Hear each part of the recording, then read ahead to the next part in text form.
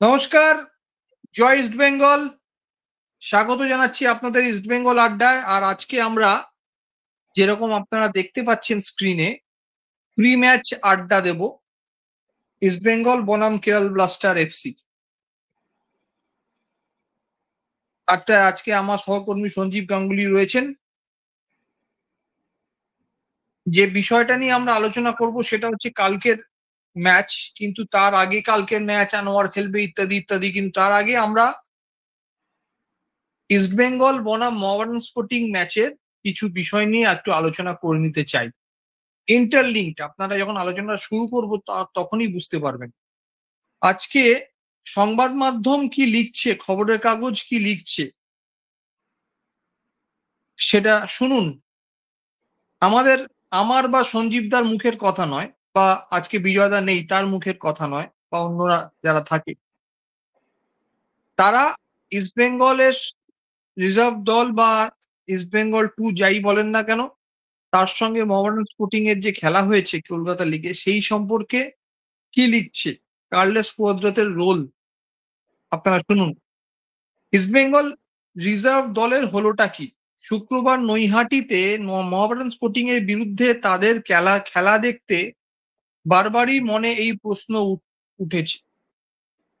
কলকাতা লিগে যারা এত গতিশীল ফুটবল খেলতে অভ্যস্ত তারা যেন দৌড়াতেই পারছে না। মোহামেডানের সঙ্গে ২-২ গোলে ড্র করার ম্যাচে এত হতশ্রী দশা ইস্টবেঙ্গলের। ভাবুন, এইসব কথাগুলো কিন্তু আমরা কালকে আলোচনা করেছি, আমি সঞ্জীব দাস। উত্তর একটাই, ক্লান্তি। বৃহস্পতিবার দুই ভিন্ন দলের সঙ্গে অনুশীলন করেছেন আমান টিকে, জেসিন টিকে, পিভি বিষ্ণু, সায়ন বন্দ্যোপাধ্যায়, শ্যামল বেসরা এবং তন্ময় দাস। এর মানে কি? সেই রিজার্ভ দলের সঙ্গেও তারা অনুশীলন করেছে এবং সিনিয়র দলের সঙ্গেও তারা অনুশীলন করেছে। সকালে রিজার্ভ দলের সঙ্গে অনুশীলনের পর সন্ধ্যায় সিনিয়র দলের সঙ্গে কোচ কার্লোস কুয়াদ্রাতের অধীনেও ঘাম ঝরিয়েছেন তারা। আর এই বাড়তি পরিশ্রমের ক্লান্তি এদিন যেন গ্রাস করেছিল লাল হলুদ আক্রমণের এই ৬ ফুটবলার। ভাবতে পারেন? বিনো জর্জের সঙ্গে যে ফুটবলাররা অনুশীলন করছে তারা আবার বিকেলে কার্লোস কুদরতের আন্ডারেও অনুশীলন করছে। ভাবতে পারেন? মোহামেডান স্পোর্টিং ক্লাবের ম্যাচটা যদি আমরা জিততাম তাহলে গতকালকেই কিন্তু আমরা সিএফএল জিততে পারতাম। ভাবতে পারেন? ফলে প্রথমার্ধে যেভাবে আক্রমণে উঠতেই পারছিল না ইস্টবেঙ্গল, পর্যায়ক্রমে তন্ময় ও জেসিন ছাড়া বাকি ৪ ফুটবলারকে পরিবর্তন করার পর প্রতিপক্ষ ডিফেন্সকে চাপ অনেকটাই বাড়াতে পারল বিনো জর্জের দল। তবে লাল হলুদ মাঝমাঠের নেতা তন্ময়ের ক্লান্তির জন্য নিজেকে চেনা ছন্দে না থাকার সেভাবে সুযোগ তৈরি হয়নি। শেষ দিকে আর দৌড়তে পারছিল না তন্ময়। ক্লান্তির কথা মানলেও দুবেলা অনুশীলন প্রসঙ্গে মুখ খুললেন না বিনো। স্বাভাবিকভাবেই মুখ খুলবেন কেন? ঘরে কি অশান্তি তৈরি করবেন? না, সরাসরি বলে দিলেন, কেন ওরা দুবেলা অনুশীলন করলো তা আমার জানা নেই। কেন ওরা দুবেলা অনুশীলন করলো তা আমার জানা নেই। মানে বিনো বিষয়টা থেকে নিজেকে ডিজোন করে ফেলল। ভাই কি হচ্ছে জানি না। এদিন শুরুতেই আল্ট্রা প্রেসিং ফুটবলে লাল হলুদ ডিফেন্স চাপ বাড়িয়েছিল মোহামেডান ডিফেন্সে। তাদের একের পর এক আক্রমণে কিছুটা দিশেহারা হয়ে পড়ল ইস্টবেঙ্গল। সেই চাপ ধরে রেখেই ২১ মিনিটের মাথায় বামিয়া সামাদ এগিয়ে দেন মোহামেডানকে। ৪০ মিনিটে সেই গোল শোধ করেন জেসিন।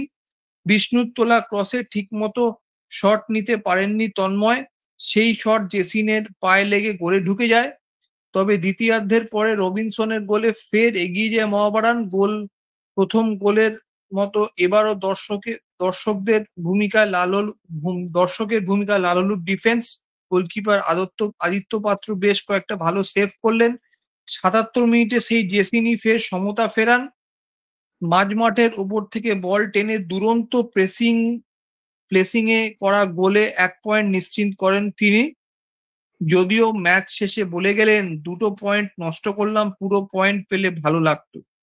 শেষ দিকে হীরা মণ্ডলের একটি শট মোহামেডানের গোলকিপার শুভদীপ পণ্ডিত দুরন্ত সেভ না করলে পুরো পয়েন্ট নিয়েই ফিরত ইস্টবেঙ্গল।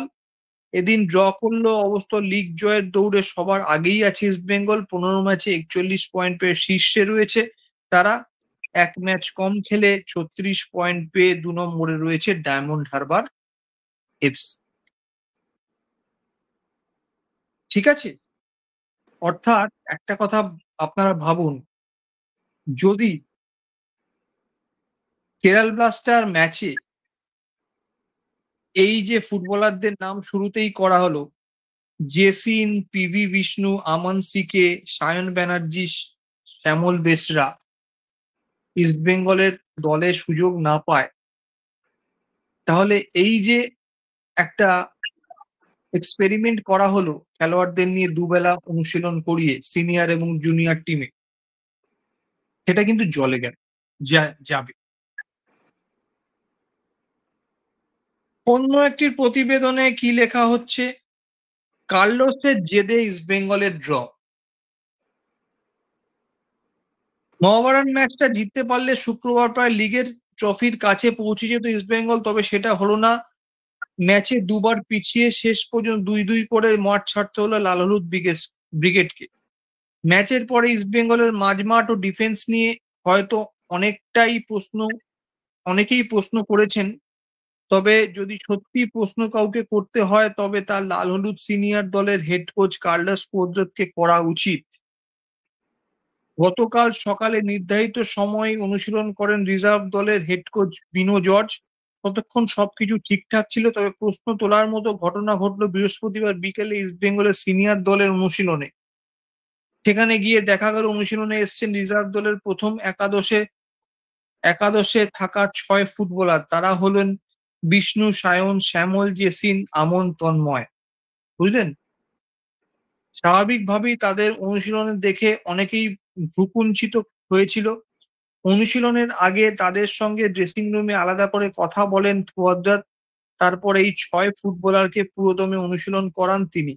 এখানেই প্রশ্ন উঠছে, যেখানে পরের দিন মিনি ডার্বির মতো ম্যাচ আর সেখানে ইস্টবেঙ্গলের চ্যাম্পিয়নশিপের লড়াই রয়েছে, সেখানে কি করে এই 6 ফুটবলারকে দুবেলা অনুশীলন করানো হলো? আর তার ফল এদিন ভুগলো ইস্টবেঙ্গলের লাল হলুদ ব্রিগেড। গতকাল দুবেলা অনুশীলন করা প্রত্যেকটি ফুটবলার মাঠে নিজের সেরাটা দিতে পারলেন না। জেসিন এদিন 2টি গোল না করলে ইস্টবেঙ্গলকে সিএফএল চ্যাম্পিয়নশিপের লড়াইটা আরো কঠিন হয়ে যেত। স্বাভাবিকভাবেই প্রশ্ন উঠছে, কুয়াদ্রাতের গোয়াত্রামির জন্যই ইস্টবেঙ্গলের কলকাতা লিগ জয়ের রাস্তা আরো কঠিন হয়ে গেল? প্রশ্নচিহ্ন। প্রশ্নচিহ্ন আমারও, মানে আমাদেরও, যে রিজার্ভ দলে কি কুয়াদ্রাতের পরামর্শ না যাই হোক, এই যে দুবার অনুশীলন একদিনে, এরপরে যদি ইস্টবেঙ্গলের লিগটা হাতছাড়া হয়ে যায়, এর দায় কে নেবে?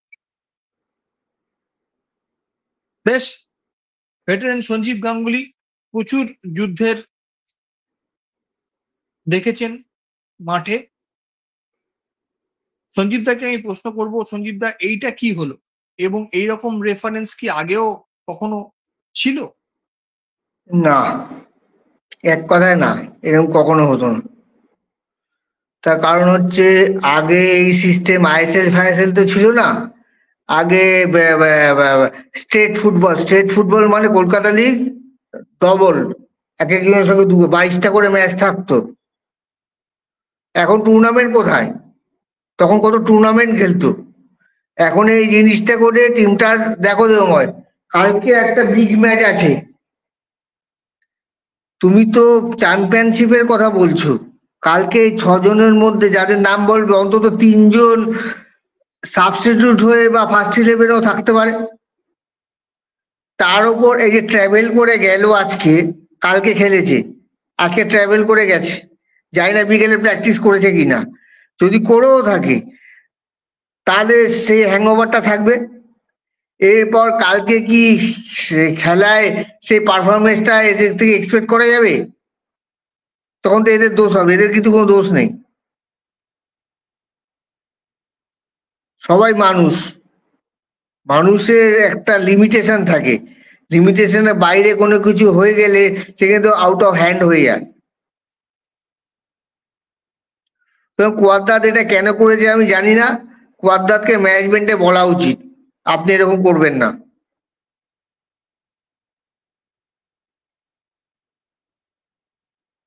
এবং আমার মনে হয়, জানি না ম্যানেজমেন্ট বলেছে কিনা, যদি ইস্টবেঙ্গল কোনো মিসহ্যাপ হয়, ইস্টবেঙ্গল যদি চ্যাম্পিয়ন না হতে পারে, ওনার কাছে জবাব দিয়ে যাওয়া উচিত ম্যানেজমেন্টের, কেন আপনি আপনি করেছেন।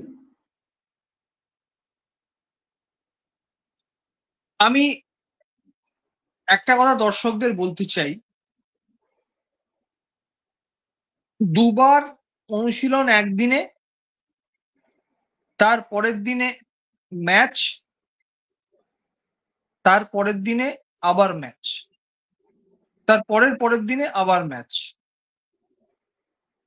তো এই 6 জন ফুটবলার ক্লান্ত থাকবেন, এটা খুবই স্বাভাবিক।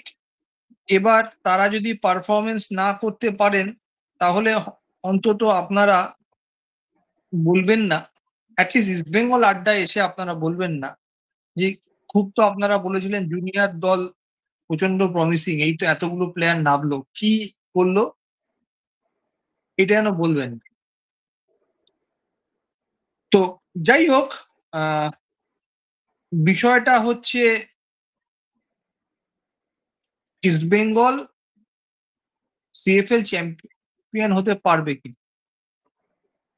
বিষয়টা হচ্ছে, আমি আজকে দেখলাম বিভিন্ন কলকাতা ময়দানের সিনিয়র ফুটবল কর্তা ব্যক্তিরা মন্তব্য করছেন। আমি দেখলাম মোহনবাগান সুপার জায়ান্ট থেকেও মন্তব্য করা হয়েছে, তাদের তরফ থেকে বলা হচ্ছে যে এটা নাকি একটা ডেভেলপমেন্টাল লিগ হিসেবে তারা নিচ্ছে। তো তাদের তো ইউথ ডেভেলপমেন্ট বলে কিছু নেই। যে দলটা খেলেছে তার কি হতশ্রী অবস্থা কেউ দেখেছে? সে নিজের গ্রুপে কোথায় শেষ করেছে?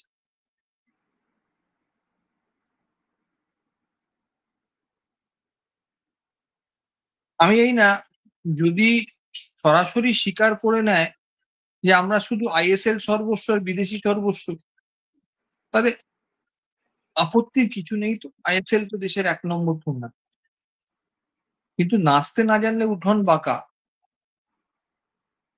সিএফএল এ আপনাদের টিম নেই, খুব খারাপ, সেই টিমের হতশ্রী অবস্থা, সেটা আপনি স্বীকার করুন। তা না জানি এত কথা কেন? আমরা তো স্বীকার করি আইএসএল এ এই গত কয়েক বছর যতদিন আমরা খেলেছি ইস্টবেঙ্গল কিছুই করতে পারে, এই 9 নম্বরই সর্বোচ্চ। কিন্তু আমরা স্বীকার করি যে আমাদের আরো অনেক ভালো করতে হবে। এই যত মিথ্যার আশ্রয়ে, যত শব্দের তঞ্চকতা করে এই সব কুযুক্তিগুলো খাড়া করা হবে, তত ফুটবল বোঝে এরকম সমর্থকরা এমবিএসডি থেকে দূরে সরে যাবে। ইতিমধ্যে গেছেও। তো এনিওয়েজ, আমি একটা কথা সঞ্জীব দাকে জানতে চাই। সঞ্জীব দা, তোমার কি মনে হয় কি যুক্তিতে সেটস অফ প্লেয়ারকে একদিনে দুবার অনুশীলন করানো হয়? কি যুক্তিতে? কি মানে যুক্তি বলি আমার তো মাথায় যাচ্ছে না। তোমরা কেন রিজার্ভে অনুশীলন করতে গেলে তোমরা রিজার্ভে অনুশীলন করার কোনো প্রয়োজন ছিল না? দেখো, এটা কি কোচের মধ্যে এর মধ্যে মিসআন্ডারস্ট্যান্ডিং? কিন্তু আমরা তো এটাও পড়লাম যে বিনো পরবর্তীকালে ব্যাপারটা ডিসঅন করেছে, কোনো মন্তব্যই করতে চায়নি, যে আমি জানি না যে কেন তাদের অনুশীলন করা। দেখো, বিনোর পক্ষে করা সম্ভব না। বিনো যে জায়গায় দাঁড়িয়ে আছে সেখানে কোনো ফাউল মন্তব্য করতে পারে না, ওই বিচক্ষণ ব্যক্তি ওই জন্য করেনি। বিনোর দিক থেকে বিনো ঠিকই রাইট আছে। কেন করিয়েছে দেবময় জানি না আমি, এটার মধ্যে কি যুক্তি আছে এটা বার করা খুব মুশকিল। এখন উনি যদি কেরালা ম্যাচে জিতিয়ে দেন তাহলে ভাববো, যে জিতে যায় ইস্টবেঙ্গল তাহলে ভাববো ঠিক আছে যুক্তি, কিন্তু যদি ব্যাকফায়ার করে যায় তখন ঠিক নেই যুক্তি। কি যুক্তিতে করেছে এটা এটা বোঝাটা খুব মুশকিল। এটা নির্ভর করবে কালকের খেলার উপর, কালকে খেলার উপর অনেক কিছু নির্ভর করবে। অ্যাবসলিউটলি। তো কালকের খেলাতেই আমরা চলে যাচ্ছি সরাসরি। কেরল ব্লাস্টারের সঙ্গে ম্যাচ, হোম ম্যাচ। এবং আজকে দেখলাম কেরলের সোশ্যাল মিডিয়াতে অনেকে বলেছে যে ডিয়ামেন্টিকোসকে মাঠে নামলে নাকি বু করা হবে। আমার মনে হয় না সেটা হয়তো কিছু লোক বলেছে, কিন্তু আমার মনে হয় কেরলের সাপোর্টার या স্পিরিটেড সাপোর্টার তারা নিশ্চয়ই ডিয়ামেন্টিকোসকে সেরকম কিছু করবেন না। কারণ কি, দেখুন, একটা খেলোয়াড় তার বিভিন্ন জীবনে বিভিন্ন ক্লাব থাকতেই পারে। তো যাই হোক, এনিওয়ে, ডিয়ামেন্টিকোসের পক্ষেও বড় পরীক্ষা। আমার ধারণা কার্লোস পুরোহিতেরও বড় পরীক্ষা। কালকে যদি ইস্ট বেঙ্গল খারাপ ফুটবল খেলে, ম্যাচের রেজাল্ট নিয়ে আমি কোনো কথাই বলছি না, যদি খারাপ ফুটবল ইস্ট বেঙ্গল খেলে লাস্ট ম্যাচের মতো, লাস্ট দুটো ম্যাচের মতো, আমার মনে হয় কার্লোস পুরোহিত, এটা আমার ধারণা সঞ্জীব দা, নিজের উপর প্রচুর চাপ বাড়াবেন। অনেক চাপ নিজের উপর বাড়িয়ে চলবেন। এর পরবর্তীকালে কি, আমি এরকম আলটপকা মন্তব্য করতে পারবো না। তবে কালকের ম্যাচটা কার্লোস পুরোহিতের ইস্ট বেঙ্গল ক্যারিয়ারের জন্য খুব ভাইটাল ম্যাচ। তোমার কি মনে হয়? ডেফিনেটলি দেবময়, কালকে আমাদের ডুয়ারটাই। আজকে মোহামেডানের খেলাটা দেখেছো? তুমি মোহামেডানের ম্যাচটা দেখেছো নিশ্চয়ই। Congratulation to Mohammedan Sporting for absolutely. Securing a win. East বেঙ্গলও পারেনি। ইস্ট না বেঙ্গলেরও প্রথম আইএসএল এ একটা জয় পেতে অনেক প্রায় বোধহয় ৭-৮টা ম্যাচ লেগেছিল আমার যতদূর খেয়াল পড়ছে। মোহামেডান না সেকেন্ড না ম্যাচ। সব থেকে বড় কথা যে কি জানো তো, তুমি ফার্স্ট মিনিট থেকে 90 মিনিট অব্দি ক্যালকুলেট করো, মাঠে একটাই টিম ছিল, মোহামেডান। মোহামেডান কিন্তু সে অ্যাগ্রেশন দেখিয়েছে এবং সে ডমিনেন্স দেখিয়েছে। হ্যাঁ, গোলটা খেয়ে গেছে ল্যাপস অফ কনসেন্ট্রেশন বলতে পারো। ল্যাপস অফ কনসেন্ট্রেশনের যে গোলটা 3 পয়েন্ট মাঠে রেখে এসছে, আরো 2-3টে চান্স হয়েছিল গোল করতে পারতো। আন্ডারডগ না হয়েও মুম্বাই ইয়েকে তোমার এফসি গো আইএসএল টিম হয়েও তার সঙ্গে অ্যাগ্রেসিভ ফুটবল খেললে, অ্যাটাকিং ফুটবল খেলে ডমিনেট করা যায়, এটা মোহামেডান দেখিয়ে দিয়েছে। একদম তার মানে একদম। ব্যাপারটা কি দাঁড়ালো, অ্যাটাকিং ফুটবল খেলতে হবে, অ্যাগ্রেসিভলি খেলতে হবে। কালকে দেখো আমাদের সেইটা খেলা উচিত। আমি জানি না কোচ কি খেলবে।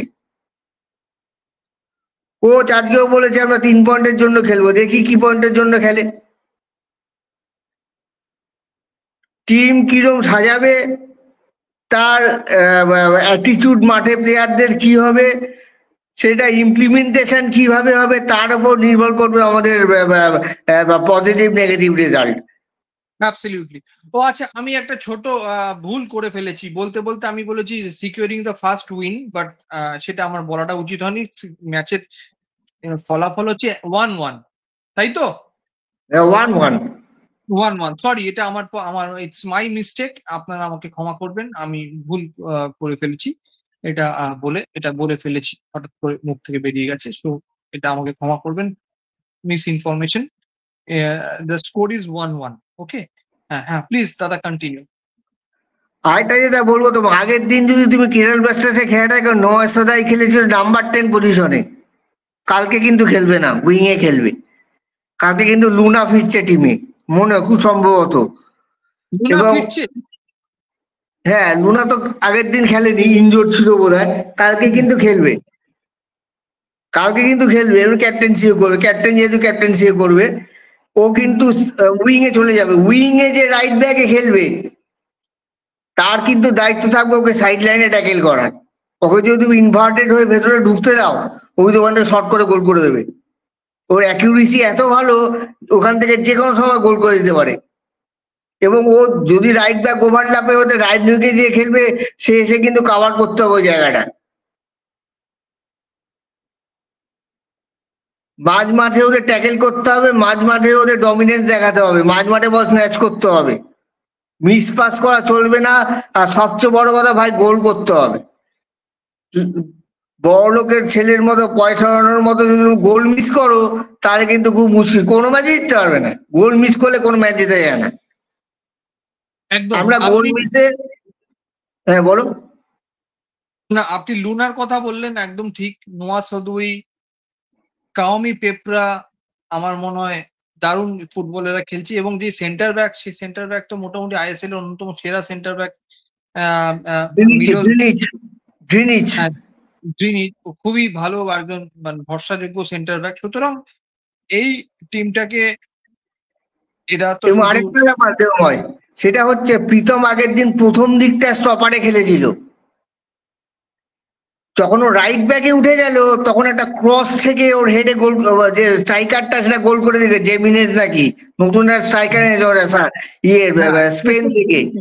প্রীতম রাইট ব্যাকে খেলতে কিন্তু স্কোর সেন্টার গুলোকে কিন্তু ব্লক করতে হবে। ও ইজ এ ভেরি গুড মানে ফ্লোটার অফ দ্য বল, বল কিন্তু খুব সুন্দর ইয়েতে রাখে, স্কোরিং জোনে রাখে,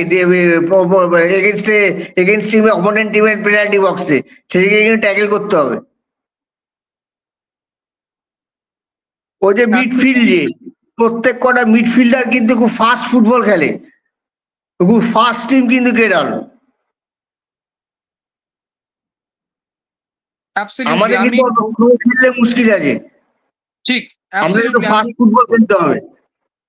আমি বলে দিই, এই জিমেনজে যে আছে জেসাস জিমেনজে এর মার্কেট ভ্যালু প্রায় 7 কোটি প্লাস, ঠিক আছে, ডিয়ামান্টিকাসেরও বেশি। স্প্যানিশ প্লেয়ার, সেন্টার ফরওয়ার্ড, প্রথম ম্যাচেই গোল করেছে এবং সব থেকে বড় কথা এর অ্যাটাকিং মিডফিল্ডার হিসেবেও খেলতে পারে। বাট সব থেকে বড় কথা যে আমি আপনাদের এর ব্যাপারে একটু বলে দিই, একে বিদেশি ফুটবলার হিসেবে 2 বছরের চুক্তি দিয়েছে কেরল ব্লাস্ট। তার মানে একটা প্লেয়ারকে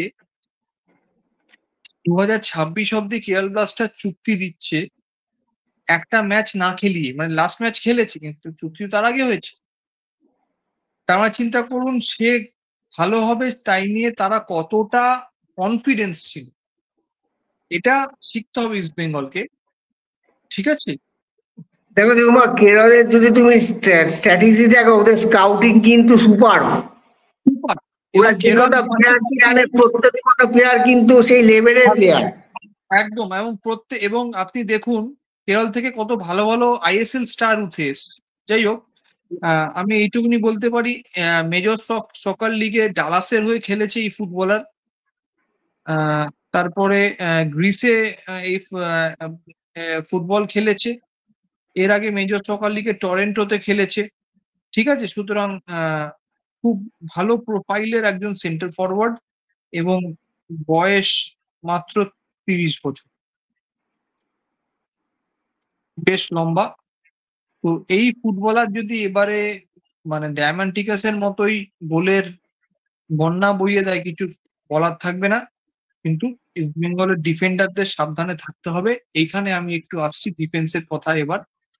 সেটা হচ্ছে বেশিক্ষণ সেটা হচ্ছে আনোয়ার আলী আর উঠছে আমার বাজি।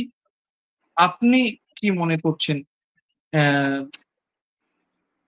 দেখো আমি তো টিম জানি না, আনোয়ার আলী আর ইয়ে তো উঠছে তো খেলবে, এবার বাদ বাকি টিম খেলবে সে তো আমি জানি না।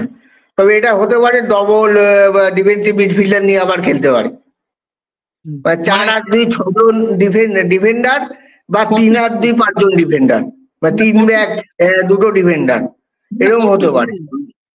4-2-3-1। হ্যাঁ, জানি না আমি কি খেলবে, টিম নিয়ে তো আমি কিছু বলবো না, দেখুন আমি জানি না কি টিম খেলবে। তবে যদি ডিফেন্সিভ খেলা খেলে তাহলে কিন্তু তুমি বুঝতে পারছো কি হবে। মোহামেডান যদি আমাদের পরে আইএসএল এ এসে এত ভালো ফুটবল খেলতে পারে অ্যাগ্রেসিভলি অ্যাকাউন্টেলি, আমাদের তো ভয় পাওয়ার কিছু নেই। আমরা যদি ভয় পেয়ে ফুটবল খেলি ভাই, আমাদের ফুটবল খেলা দরকার নেই, কি দরকার আছে ফুটবল খেলে? সেটাই তো, এক গোল এত সাপোর্টারদের কষ্ট পাওয়া, এত সাপোর্টারদের কষ্ট পাওয়া। আমরা তো আশা নিয়ে বলবো টিভির সামনে দেখতে, আমরা তো চাই দল জিতুক, ভালো খেলুক জিতুক। সেখানে যদি জঘন্য ফুটবল খেলে হারে, জঘন্য ফুটবল খেলুক, ম্যাচটা তো জিততে হবে।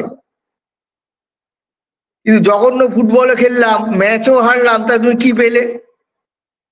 Wastage of time.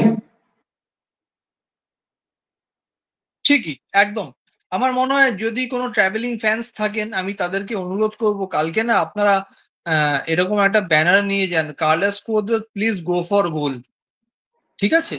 Carlos Cuadrat 5 John defender নিয়ে যদি খেলেন তাহলে ইস্ট বেঙ্গলের রেজাল্ট যে খুব ভালো হবে তা নয়, যেটা সঞ্জীবদা বলছেন। তো আমাদের না একটু আমার মানসিকতাটা বলার দরকার নেই নিয়ময়, আমার বলার দরকার, তুমিও দেখেছো পাঁচজন অবশ্যই। ডিফেন্ডার নিয়ে খেললে তোমার সামনে দিকে তো স্কোরিং যে ইয়ে তো থাকতে নিউমেরিক্যাল সুপ্রিমেসি তো অত থাকছেই না। চারজন মতো অ্যাটাকার কি অ্যাটাক করবে তুমি? নিউমেরিক্যাল সুপ্রিমেসি বলে একটা কথা আছে তো ফুটবলে, সেটা তো রাখতে হবে, না তুমি কি অ্যাটাক করবে কি করে? অ্যাটাক যখন করবে পাঁচজন অ্যাটাকার থাকলে পাঁচজন প্লাস আরেকটা জিনিস, বক্সে কিন্তু লোক বাড়াতে হবে। আর ফ্রি কিকে সেট পিসে কিন্তু চারজন মিলে ভিড় করলাম, তারপর কিছুই করতে পারলাম না, ওইসব জিনিস করলে চলবে না, দূর থেকে করলে শট নিতে হবে। না, না, একদমই, একদমই। মানসিকতা একটা অনেক বড় বিষয়। আমার মনে হয় ইস্ট বেঙ্গলকে মানসিকতাটার বিষয়টা নিয়ে ভাবতে হবে। ইস্টবেঙ্গল এরকমই খেলতো দেবময়, আমি যত ইস্টবেঙ্গলকে দেখো, আমি তুলনা করছি না ভাববো, আমি তুলনা করছি, আমি তুলনা করছি না। আগে ইস্টবেঙ্গল খেললে না, আগে যদি ইস্টবেঙ্গল টিম হতো না, আমরা কোনোদিন ভয় পেতাম না, আমি জানতাম আমি জিতে আসবো, ও জিতবই, আমাদের কোনো টিম আটকাতে পারতো না। আমরা সেরকম ভাবে মাঠে খেলতাম। তা বলে কি আমরা সব টুর্নামেন্ট জিততাম? কোনো টুর্নামেন্ট হারিনি, কোনো ম্যাচ হারিনি, হেরেছি। সব টুর্নামেন্ট না জিতিনি, মাথা নিচু করে কোথাও মাঠ থেকে বেরোতাম না, লড়ে ফাইট করে আসতাম। সেটাই দেখা যাচ্ছে না, সেটাই দেখা যাচ্ছে না, এবং এটা আমরা রোজই আলোচনা করি। আশা করি ইস্টবেঙ্গলের মতো খেলবে। আমি আবার বললাম, সেই কথাটা আবার বলতে যাচ্ছি। সেটা হচ্ছে যে কার্লোস কুয়াদ্রাত যদি ভালো ফুটবল উপহার দেয় তো ঠিক আছে। আমরা স্কোরের দিকে তাকাবোই না। কার্লোস কুয়াদ্রাত যদি গত ২-৩টে ম্যাচের মতো অবদমিত খারাপ ফুটবল উপহার দেয়, আমার মনে হয় কার্লোস নিজের উপরই চাপ বাড়াবে। তারপর কি হবে না হবে সেটা তো পরের কথা। সেটা তো পরের কথা। সেটা নিয়ে তুমি এক্ষুনি লাজং থেকে দেখো, লাজং ম্যাচ থেকে তোমার এই গতকাল গত ব্যাঙ্গালোর ম্যাচ অব্দি, গত এফসি ক্যাপ ম্যাচ ধরে একটা ম্যাচেও আমরা ভালো ফুটবল খেলেছি। ফুটবল আমরা ভালো কোনো ম্যাচে খেলছি না। আমরা কিন্তু গত সিজনেও দেখো, দেখো ফুটবল খেলা ভালো মানে কি, তুমি কোনো একটা পেলে একটুখানি ভালো করলে সেটা কিন্তু কোনো জাস্টিফিকেশন নেই। মোহামেডান আজকে দেখো খেলাটা দেখো, মোহামেডান তো নতুন আইএসএলে, বেবি টিম বলতে পারে, বেবি টিম, কিন্তু আজকে ডমিনেন্সটা দেখেছো? সারা মাঠে একটাই টিম ছিল মোহামেডান, কি সুন্দর খেলেছে ফুটবল। ব্যাড লাক ওদের যে লাস্ট হাফ কনসেন্ট্রেশনের জন্য এক এক হয়ে গেল, নাহলে 3 পয়েন্ট ঘরেই ছিল। আর ওরম তো খেলতে হবে, লোক তো দেখবে টিমে একটাই টিম খেলছিস দল, মাঠে তো একটাই টিম খেলবে। লালুর জার্সিটার একটা উজ্জ্বলতা আছে, সেটা তো মাঠে ফোকাস থাকবে। একদমই, একদমই। আমার মনে হয় এটা খুব দারুণ একটা কথা বললেন যে আমরা নিজেদের জার্সির ওজন অনুযায়ী খেলছি না। এটা কোচও বুঝতে পারছে কিনা জানি না। বিদেশি কোচ, তার বোঝার পক্ষে মুশকিল। আমি একটু বলে দিই, কেয়ার বাস্টারের এই বিদেশিদের নিয়ে তো আমরা আলোচনা করলাম। কিন্তু ভুলে যাবেন না প্রীতম কোটালের কথা, ভুলে যাবেন না আ আম সেখানে উম হর্মিপাম খেলবে কিনা আমি জানি না। অ্যা সেখানে আ আরো ১ জন ২ জনের কথা আমি বলতে, আর ওই ব্রাইস ছেলেটা মিলার, বললাম হাতে খেলে যে ছেলেটা, ওই ছেলেটার নাম করো, যাকে আমরা নেবো ভাবছিলাম। রাহুল কেপি, রাহুল কেপির কথা আমি রাহুল চেপি না, অবশ্যই। মাঝখানের যে ছেলেটা, আরে আমরা নেবো ভাবছিলাম, রিজলে আসবে আসবে ভাবছিলাম। বিপিন হ্যাঁ, মোহনন, হ্যাঁ, দানিশ দুর্দান্ত ফারুক, প্লেয়ার। দানিশ ফারুকের কথা বলবো, নোরা ফার্নান্ডেজের কথা বলবো। এরা সত্যি ভালো। এছাড়া আ ব্রাইস মিরান্ডার কথা তো আমি বললাম। এছাড়া নাওচা সিং রয়েছে, ইয়ে থেকে এসছে, বম্বে থেকে এসছে। হ্যাঁ? তো সব মিলিয়ে খুব লড়াকু টিম। অ্যা দেখা যাক কি হয়, সেটা একটা বড় বিষয়। অ্যাম আর নামবে কি সেটাও একটা প্রশ্ন। ভারতীয় ফুটবলের অ্যা অন্যতম তারকা একজন, কিছুদিন আগেও তার নাম আলোচনা হতো, এখন হয় না কেন জানি না। ঈশান পন্ডিতা। তো সব মিলিয়ে অ্যা একটা দারুণ ম্যাচ হওয়া উচিত। কিন্তু আমরা চাইবো যে ইস্টবেঙ্গল যাতে ইস্টবেঙ্গলের মতো খেলে। আমি একটা ছোট্ট আলোচনা দিয়ে শেষ করব আজকের আলোচনা। সেটা হচ্ছে যে ডেভিড আর ডায়মন্টিকস যদি আমরা একসাথে খেলাতে পারি, 4 জনের মিডফিল্ড যদি আমরা সাজাই আর 4 জনের ডিফেন্স যদি আমরা সাজাই, তো কেমন হয়? আক্রমণাত্মক ফুটবল যদি আমরা খেলতে চাই, 4 জনের দেখো বলতে দেখো আমি ডেভিডকে তো আমি হলো তো খেলালাম। না ডেভিড হচ্ছে পজিটিভ আমি স্কোরার। আমি একটু বলে দিই 4 জনের মিডফিল্ড বলতে আমি কি বোঝাতে চেয়েছি। তারপর আপনার বলতে সুবিধা হবে। আমি চেয়েছি মাদি তালাল এবং সাউল, নন্দ মহেশ। কত স্ট্রং মিডফিল্ড ধরুন, বা নন্দ মহেশের সাম্প্রতিক ফর্মের কথা বিচার করে যদি অন্য কাউকে ভাবেন তাহলেও ঠিক আছে। কিন্তু আমার মনে হয় 4-4-2 তে নন্দ মহেশ নিজের জায়গাতে আরো ভালো খেলবে। সামনে ডায়মন্টিকাস, ডেভিড আর 4 জন ব্যাক বলতে আনোয়ার, উৎসে আর 2 side back as per coaches choice. আমার কথা যদি বলেন তাহলে আমি লেফট ব্যাকে আমি আ একেই নেব। সেটা হচ্ছে মার্ক ব্রুকেই নেব। এট লিস্ট লালচুং মুঙ্গা থেকে বেটার, আর লালচুং মুঙ্গা কার্ডে আছে এখন। আর রাইট ব্যাকে আকিবের থেকে এখন আর বেটার অপশন আমি কিছু পাচ্ছি না। সবই তো চোটের মধ্যে রয়েছে। তো এটা আমার বিচার। আমি 4-4-2 খেলা আমার আ অনেক হলো। আপনি নিজেও বলছেন ৫ জন ৬ জন ব্যাক নিয়ে কি হবে? অনেক হলো। আমাদের ম্যাচটা জিততে হবে। সুতরাং 4-4-2 খেলা এটা আমার মানে এটা দেখো রোমান, খেলা যেতে পারে, খেলাতে কোনো অসুবিধা নেই। তাহলে সাউলকে এক্সট্রা দায়িত্ব নিতে হবে, ডিফেন্সের নিচে নেমে এসে বলকে স্ন্যাচ করতে হবে বল মিডফিল্ডে। এবং ডায়মন্ড টেকার্সকে তুমি একটা কাজ করতে পারো, ডায়মন্ড টেকার্সকে ফলস নাইনে খেলিয়ে ডেভিডকে তুমি ফলস টেনে খেলিয়ে ডেভিডকে তুমি উপরে করে দিতে পারো। একদম। তাহলে কি হবে, একটা সুবিধা হবে, তালাল যদি উঠেও যায় বল সাপ্লাইয়ের ক্ষেত্রে কোনো অসুবিধা হবে না। দুজনেই এই জিনিসটা করতে পারে, তালালও করতে পারে, ডায়মন্ড টেকার্সও করতে পারে। একদম, একদম। তো ঠিক আছে, আমাদের একদম আর সময় শেষ। আ আমরা দেখব কালকে কি তো হয় না প্লে হয়। করবে ম্যাচটা আমরা জিতি, আর ভাল লাগছে না, জিততে হবে একদম, আমাদের। একদমই তাই। ঈশ্বরের কাছে এটাই প্রার্থনা টু অলমাইটি যে এই ম্যাচটা আমরা জিতি। এই বছর একটা হিসেব করি আমরা কি করেছি। ডুরান্ডে আমরা আ কটা ম্যাচ খেলেছি? ভাবুন, একটা কোয়ার্টার ম্যাচ ফাইনাল হেরেছি, ৪ টে ম্যাচের মধ্যে আমরা জিতেছি ৩ টে। দুটো, একটা খেলা হয়নি, দুটো, একটা খেলা হয়নি, একটাই হেরেছি। একটা হেরেছি। তার মানে হ্যাঁ, তার মানে ২ টো ম্যাচ জিতেছি। আর AFC হেরেছি, এফসি হেরেছি, ব্যাঙ্গালোর হেরেছি। ব্যাঙ্গালোর হেরেছি। তার মানে মোট কটা ম্যাচ হলো? ৬ টা। ৬টা। ৬ টা ম্যাচের মধ্যে আমরা ২ টো ম্যাচ জিতেছি। কার্লোস পদ্ধতি স্টিল এখনো নিজের কম্বিনেশনটা আনতে পারেনি। সুতরাং মানুষ কেন উত্তপ্ত হবেন? গ্রাউন্ড রয়েছে। দুটো, তিনটে, দুটো ৫টা ম্যাচ হয়েছে। একদম। তো আমাদের সময় শেষ। আমরা এইটা নিয়েই আমরা আ আজকে অনুষ্ঠান শেষ করব। আমরা কালকে ম্যাচ নিয়ে আলোচনা করব। কিন্তু তার আগে একটা ছোট্ট কথা বলে দিই। যারা এখনো সাবস্ক্রাইব করেননি তারা সাবস্ক্রাইব করবেন। ভুলে যাবেন না সাবস্ক্রাইব করতে। বেল নোটিফিকেশনটা অন করে দেবেন। কমেন্ট করবেন। এটা আপনাদের অধিকারের বিষয়। আর আমি জানতে পারলাম ইস্ট বেঙ্গলের আজকে অ্যা সাধারণ সভাতে আলোচনা হয়েছে যে বন্যা দুর্গতদের পাশে দক্ষিণবঙ্গে যেখানে বন্যা হচ্ছে, ইস্ট বেঙ্গল দাঁড়াবে। অত্যন্ত ভালো একটি পদক্ষেপ। আর্থিক সাহায্য করা হবে। অত্যন্ত ভালো পদক্ষেপ। এটা নিয়ে হ্যাঁ, আমার ইটস এ কোনো গুড আপত্তি নেই। ইনিশিয়েটিভ। এটা নিয়ে আমার কোনো আপত্তি নেই। সঞ্জীব গাঙ্গুলিদারও কোনো আপত্তি নেই। কিন্তু আমি একটা না, কথা বলতে থাকার চাই। কথাই নয়।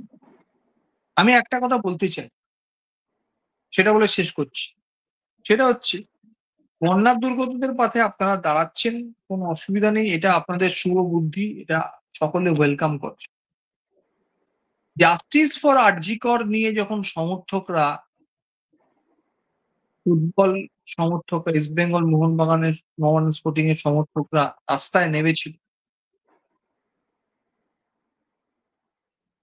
তখন আপনারা কিন্তু সমর্থকদের পাশে দাঁড়াননি। আপনাদের মন্তব্যগুলোতেই সেটা পরিষ্কার হয়ে যাচ্ছে, সেটা প্রেস কনফারেন্স হোক আর যেখানে। আপনারা বলেছিলেন সমর্থকরা নিজেদের ইচ্ছায় করছে। সত্যি অবাক লাগে। ভালো থাকবেন, জয় ইস্ট বেঙ্গল। আপনার দিনটা শুভ। Right. Good night.